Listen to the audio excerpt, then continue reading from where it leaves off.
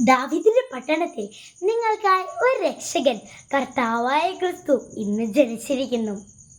ഈശോ മിശിഹായ്ക്ക് സ്തുതിയായിരിക്കട്ടെ. ഞാൻ ഏഞ്ചൽ മേരി ജിജോ. ഗലീലെ നസ്രത്ത് എന്ന പട്ടണത്തിൽ ദാവീദിന്റെ വംശത്തിൽപ്പെട്ട ജോസഫ് എന്ന പേരായ ഒരു പുരുഷനുമായി വിവാഹ നിശ്ചയം ചെയ്തിരുന്ന കന്യയുടെ അടുത്തേക്ക് ദൂതനാൽ അയക്കപ്പെട്ടു. അവളുടെ പേര് മറിയം എന്നായിരുന്നു.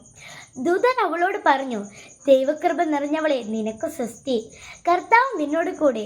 ഈ വചനം കേട്ട് അവൾ വളരെ അസ്വസ്ഥയായി. എന്താണ് ഈ അഭിവാദത്തിന്റെ അർത്ഥമെന്ന് അവൾ ചിന്തിച്ചു.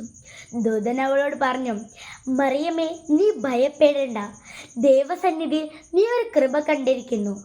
നീ ഗർഭം ധരിച്ച് ഒരു പുത്രനെ പ്രസവിക്കും. നീ അവന് യേശുവെന്ന് പേരിടണം. അവൻ വലിയവനായിരിക്കും, അത്യുന്നതന്റെ പുത്രൻ എന്ന് വിളിക്കപ്പെടും.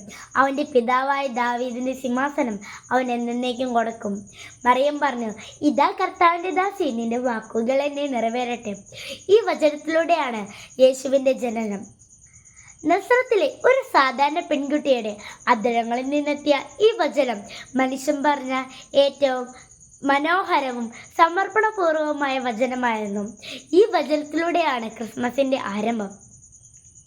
നമ്മോടുള്ള സ്നേഹത്തെ പ്രതി മാത്രമാണ് ദൈവം മനുഷ്യനായി ഭൂമിയിൽ പിറന്നത്.